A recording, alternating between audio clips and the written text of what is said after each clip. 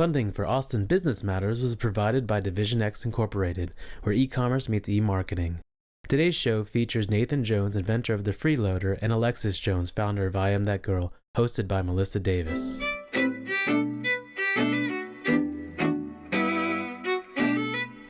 Welcome to Austin Business Matters, a TV talk show about entrepreneurs bringing ideas to life in the city of Austin. I'm your host, Melissa Davis.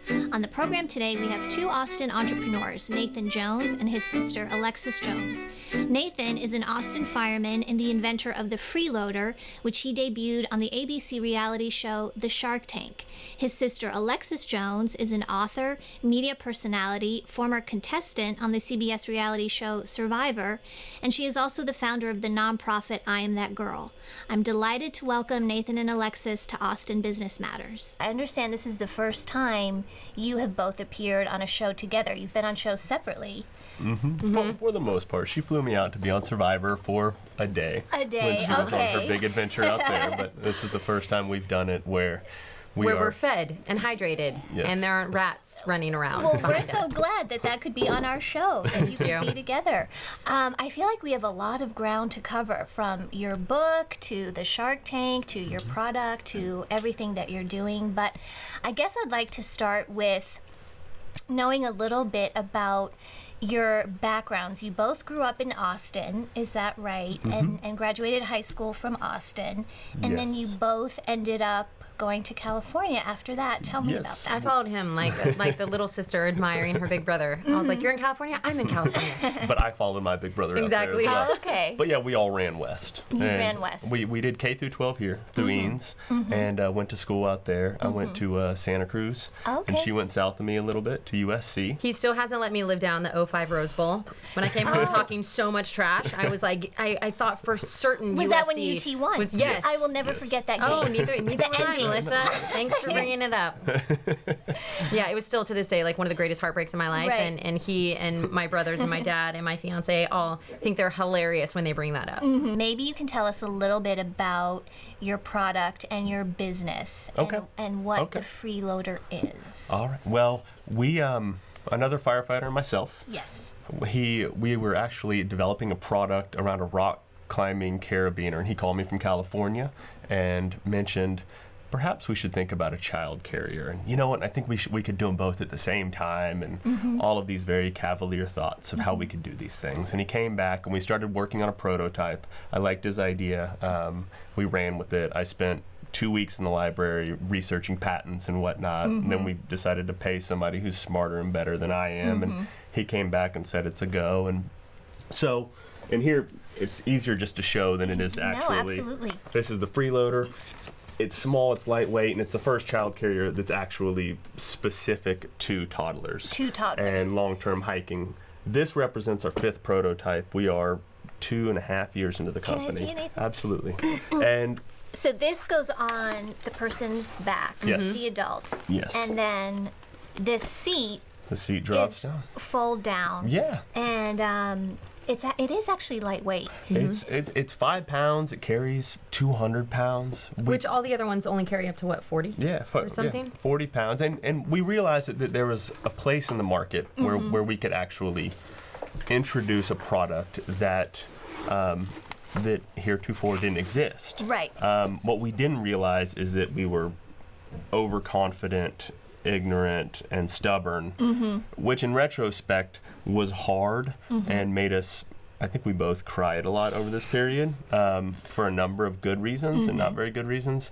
But it allowed us to get through this whole path. And what we did is we had a prototype, and I said, okay, we've got one prototype. It's going to work. It's brilliant. We're going to take the world by storm. Right. Let's go do a crowdfunding campaign. Yes. So we did a crowdfunding campaign, and we were successful at the time. And we were the biggest product that had been developed on Indiegogo, which has now taken over Kickstarter as the biggest crowdfunding. I didn't know that. I didn't know your world. product was one of the biggest at the time. It was in that. In that space. In that space. The Indiegogo campaign, Nathan, you were able to raise ultimately something like $32,000. Yes. And And I think the video was crucial to your campaign. Absolutely. It's something like 90% of all campaigns that are successful have a video. And you produced your video here in Austin. And I think some of our viewers might be interested in taking a look at your video and the Freeloader. So let's give our viewers a chance to take a look at that. Okay. I'm Eric Jansen. I'm here with the Freeloader, a new child carrier, and we're here to promote it on Indiegogo. And my name's Nathan Jones. We spent a year on this child carrier, and we're finally ready to bring it to market. I'm a father of 2 kids. And I have an 8-year-old. And these are them. And we are extremely adventure-minded. We both take our kids out all the time on adventures. Part of that was having a current child carrier, and we quickly ran into some substantial problems. Namely, that they were too bulky to be packing around. You have car seats, occasionally we would have strollers even. And they also wouldn't withstand the weight that we needed. When my boy turned 5, he no longer could fit in his. And so I started chewing on this idea with Eric a bit about, can we make something that's every bit as safe, if not safer? Can we also make something that withstands 100 pounds? What was that experience like, launching the campaign and having to see the campaign through? It was great. A crowdfunding campaign, it's a very interesting problem to solve. It ends up being you run an entire business from conception through fruition over the course of whatever your predetermined time frame is. 30 to 60 days. Yeah, 30 to 60 days. And we had great feedback. The papers were good. People got behind us a lot. And it was halfway through that campaign that ABC contacted us and said, "Do you want to be on Shark Tank?" And we thought, yes and no. It seems like a freight train that we don't know if we want to get in front of, and it puts us on a platform that's really big, and can we handle it? Right. Had the producers on Shark Tank seen the Indiegogo campaign? Yes, and that was it was because of the Indiegogo campaign that we were leapt off into the ABC world. Okay. And then they stopped calling until we were successful in the campaign. I see. They totally hung up. But we were successful. They contacted us. They then bumped up our time frame for shooting 6 to 9 months, and we show up in LA 6 weeks after our campaign is done, which was nice because we were still those kids that hadn't really had reality slap them down yet. Right. We still thought we were sort of hung the moon. We had just had the successful crowdfunding campaign, and so. And there's nothing better than when your brother creates a product that, and sends you and says like, "Hey, I have this idea," and you're like, "Okay, send it my way." And he's like, "We're doing this campaign," and all you're thinking is like, "I'm gonna have to endorse this no matter what. Like, I'm gonna have to be involved," and like our whole family is like, "We're gonna have to get behind this." And then when you see it. And it was actually really brilliant. And it was actually like, and I remember the first time you brought the yellow prototype, over to the house, and I was like, oh my God. And you have that moment where your eyes get big, and you're like, this is a really good idea. And he's like, yeah, right? And you're like, no, but even if you weren't my brother, like, this is a really good idea. And I mean, you have 2 Austin firefighters, right? I mean, you can't this poster boy of, entrepreneurism. It's like central casting. It is central casting. Central like, casting. And I think they even said that when they came and started filming his family, his wife, and now has 3 kids, had 2 kids at the time. But even, I think the producer pulled me aside and he was like, you can't cast a family who looks this perfect. I mean, you just have this, like, I don't know, it was, Dear. as a sister, I was very, very proud. And so when Shark Tank came along, I was like, they're so lucky to find people like you, and out of Austin. And it was just such a good cause.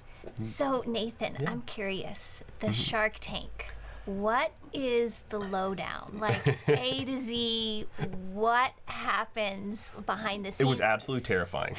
First and foremost, it was absolutely terrifying. And you start thinking about, this is something that's going to be recorded, and I have these wonderful kids, and there's a chance that they might have kids, and their kids might watch this. We go on, and they give us a day, and we do this walkthrough, and it's the producers are there, and we know that we're airing the following day. We're going to film it the following day.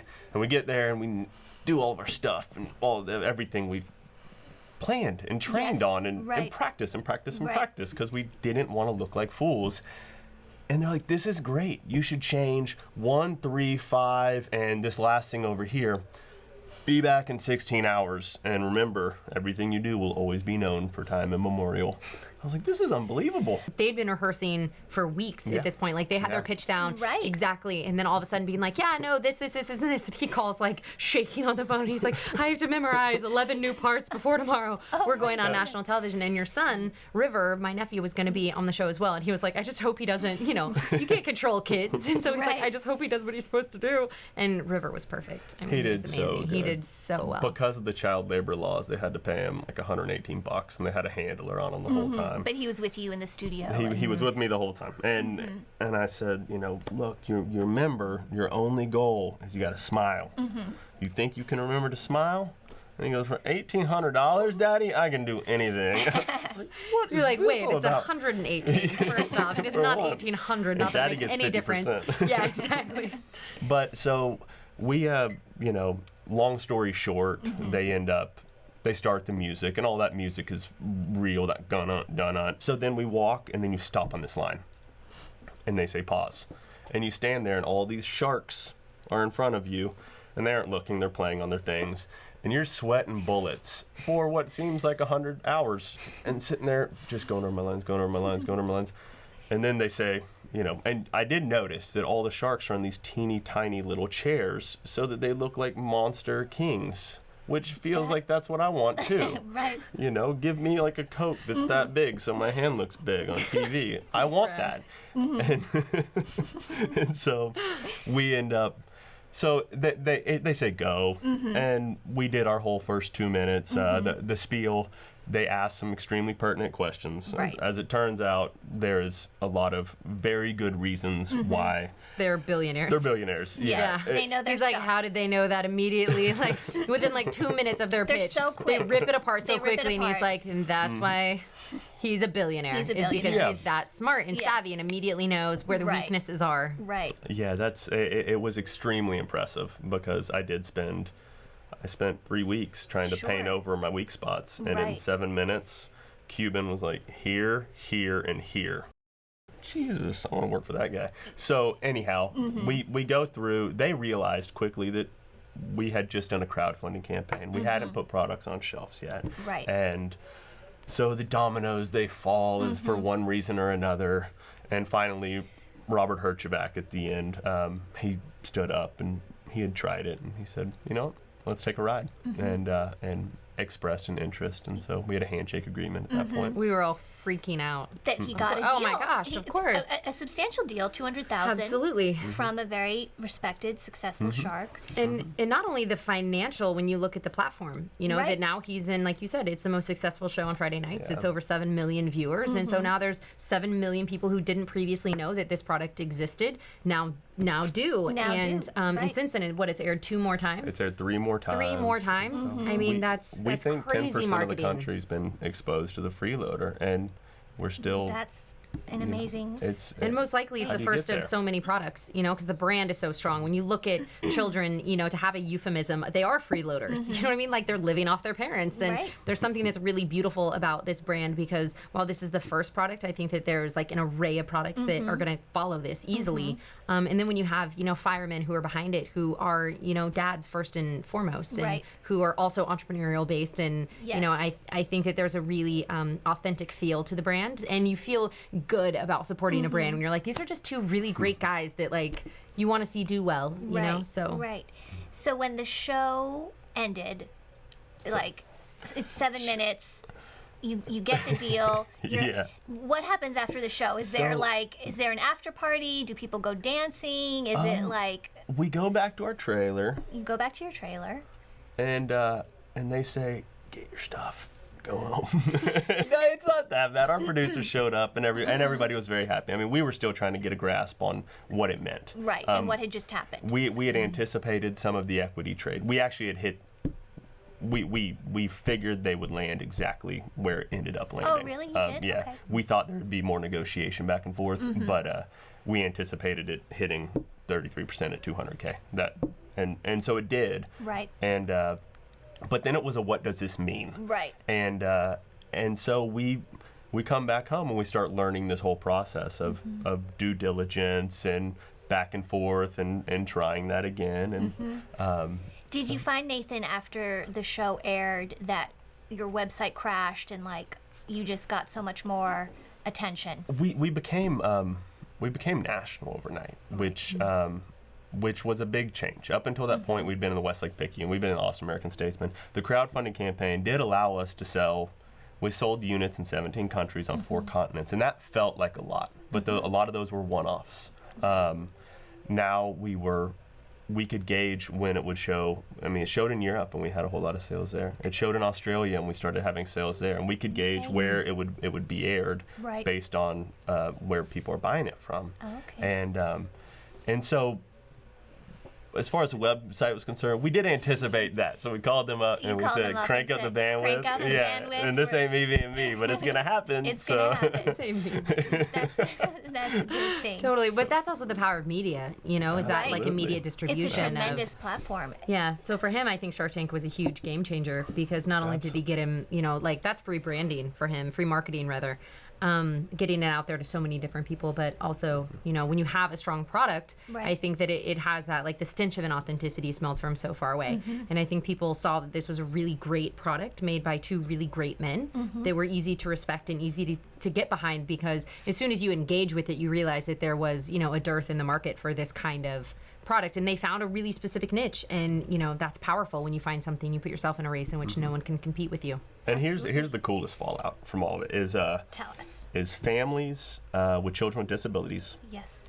by and large, saw that we had produced a carrier that could Help their children. and Who are grown and have some level of disability. More often than not, it is a child that is restricted to a wheelchair for mobility. Right. And I had spent 2 years as a care provider in Santa Cruz living with a woman with spinal muscular atrophy. And I was aware that I think we may have created something that, because we used to just go up and down the coast. She wanted to go up and down the coast. She had a little wheelchair, park on the coast, go up here. But you have these sidewalks, and if there's no off-ramp, it's a total disaster. And I can speak to that, and I've experienced that, and I know what it's like. It is a hard world. They all live a much more difficult world than we do. Yes. And but by and large, all of these parents started coming out of the woodwork saying, we think you've got something that can allow us for as simple as taking my daughter into the backyard during my son's birthday party, to we just hiked the entire rim of Crater Lake with the entire family for the first time, and probably the first child with this specific disability to ever have hiked Crater Lake, period. And that's the reality that resonated, and a lot of people have now, and it's wonderful. We've got local groups in town we've worked with, we've got people far away, and because now we're dealing with a whole lot of different diseases, and these diseases all have sort of nuances. Tell me about what you have going on, Alexis, and what you are working on at the moment.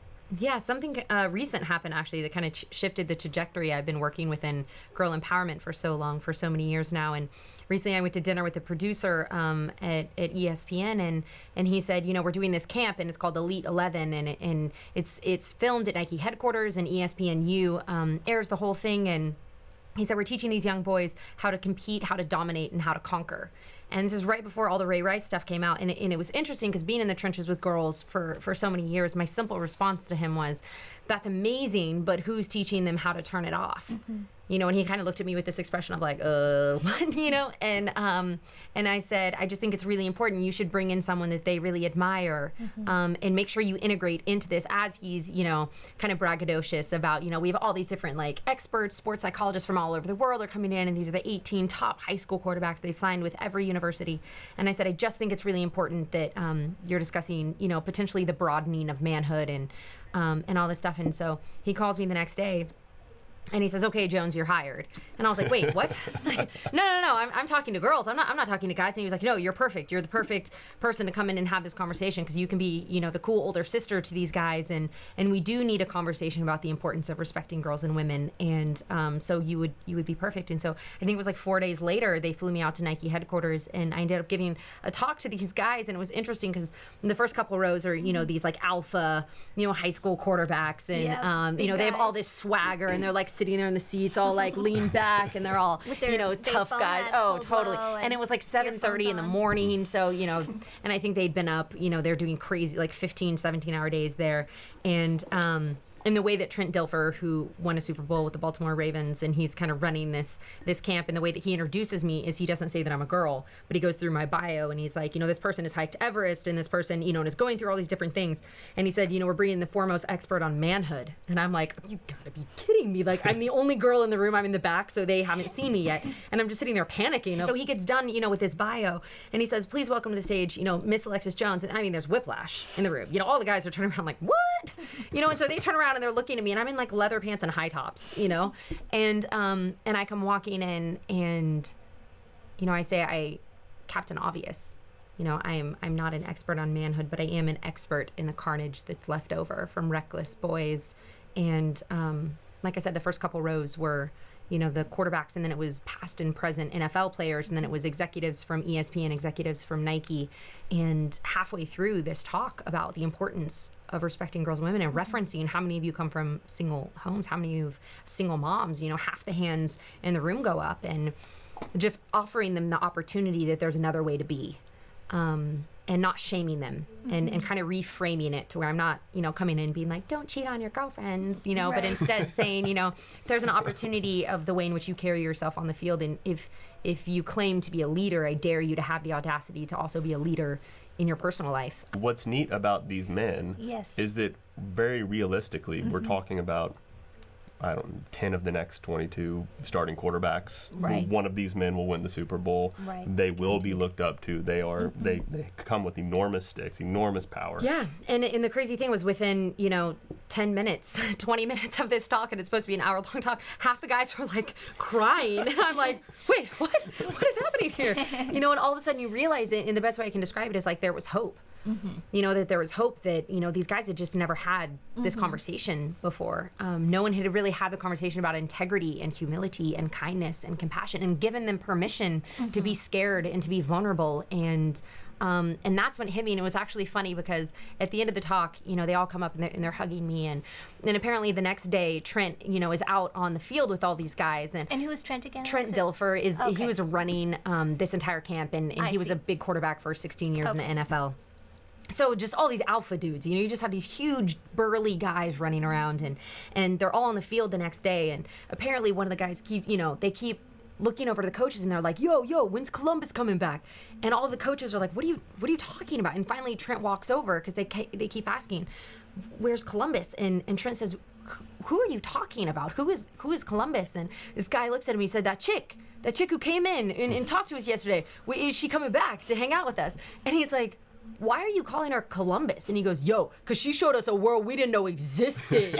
And that's exactly. And Trent called me and was dying laughing, and it was like, if you would have seen these boys, and then that aired August 16th. And weeks later, Ray Rice, all of these horrific stories are coming out, and I think in that moment, for me at least, I saw hope.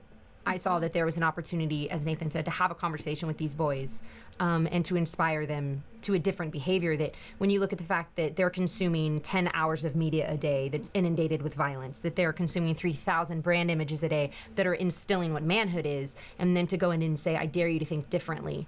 And since that is aired, I guess I've been hired by UT, by USC, by Washington State and Arizona and Duke and all these different programs who want me to come and speak about this program that I've referred to as Protect Her, of just inspiring them that they're protectors at heart. So that's been really exciting. And it's been like a completely different talk, like I'm used to like talking to all girls, and I have guys crying to me. So I'm like, I don't know what this effect is that I have on people, but I hope they're good tears. Well, we have just a little bit of time left, so I wanted to ask both of you, you're both entrepreneurs in your own right and created things that did not exist before. And I'm curious to know what your advice might be for others out there that want to pursue their dreams, that want to become entrepreneurs. What have been some of the lessons that you've learned along the journey that you've both taken? For me, the idea that you have a concept in your mind, and in my case, sharing it with another individual, and that can be something you can bring to fruition, and you can actually benefit humanity with it, and that's the goal. That's the belief. Right. It takes it takes a certain amount of ignorance and a certain amount of overconfidence and just plain stubbornness. To think that you can actually do it. Yeah, and to believe that this should be. And continuing to knock your head into the wall until you make a door is basically my motto, fail to success. I think for me, it's I heard this quote recently, and I'm going to butcher it, but it's something along the lines of, have the faith to leap and the guts to build your wings on the way down. Like, you're going to find your wings, but I think that it doesn't happen beforehand. I think that there's a huge leap of faith that's transcendent of religion, and it's just that faith and believing in something before it's a reality. And then what does it take in order to get from point A to point B? And yes, ignorance, and I think ignorance mixed with faith.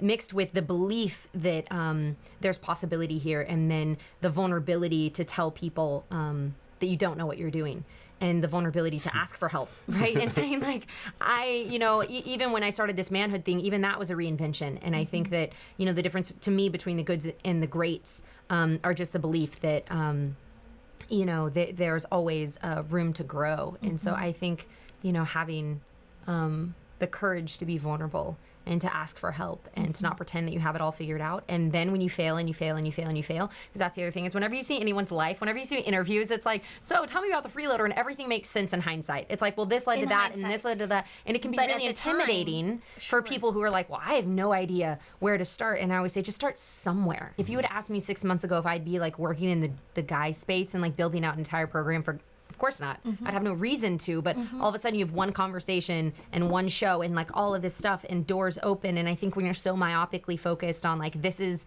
the product or this is the company I want to start, and you don't have your eyes open to the possibilities that having even that malleability, of just being like, this is kind of my concept, but I'm fully open to like co-creating this with the universe. And so whoever is like brought into my life and like believing that there's serendipity and that like the exact right person at the exact right time is going to come into my life to help co-create this. To me, I think there's a lot of power in that. Absolutely. Very exciting. Part of the philosophy of our TV show is we very much want to give back to the Austin community and keep the vibe of Austin's friendliness and supportiveness a part of our show.